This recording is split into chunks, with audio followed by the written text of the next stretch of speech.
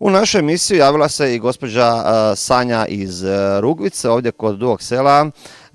Njoj je problem nevjerojatan, barem tako piše u mailu, jako voli jesti rižu i ona i njezina obitelj. Međutim, kad skuha rižu, ona je sva slijepljena, mljackava i nije baš ugodna oku. Okusom je u redu, ali dakle nije ugodna oku. Gospođa Sanja iz Rugvice nas pita kako da skuha rižu za sebe i svoju obitelj, a da se riža međusobno ne slijepi. I gospođi Sanji smo naravno riješili problem. Gleda nas i Dugo Selo i Rugvica. Eto, gospođa Sanja iz Rugvice se javila i kaže da radi nevjerojatno finu i kvalitetnu rižu, ali svaki puta ta riža međusobno slijepljena i nije baš ugodna oku kad se servira na tanjuru svojih ukućana ili gostiju. Kako smo riješili problem, dakle, da jedete finu, ukusnu, prekrasnu i divnu rižu, a da ona međusobno nije slijepljena, da praktički svako zrno za sebe u tanjuru, dakle, čini jednu cjelinu. Vrlo jednostavno smo taj problem riješili. Kako? Eto, ovako. Uzmete dakle rižu i stavite svako zrno u svoj lonac. Evo, u jedan lonac jedno zrno, u drugi lonac drugo.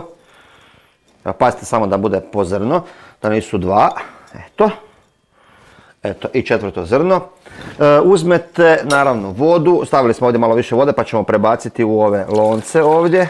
Ne mora biti puno vode, dovoljno je da za jedno 2-3 cm prekrije zrno riže. I stavite, naravno, to na 4 ringa. Evo, to izgleda ovako. Eto.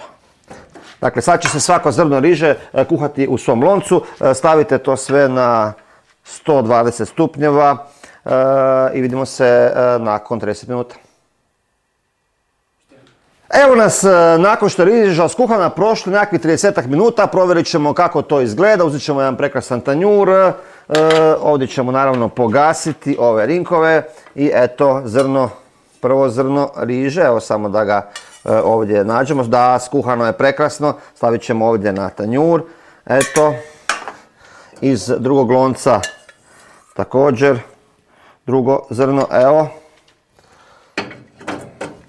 Ovdje imamo treće zrno riže, evo, i iz ovog zadnjeg lonca četvrto zrno riže. Ako vam treba više riže, ovaj postupak ponovite nekoliko puta i dobit ćete prekrasnu rižu, prekrasan obrok, dakle zrnca koja međusobno nisu slijepljena i prekrasno izgledaju u vašem tanjuru. Nadam se da ste zadovoljni odgovorom.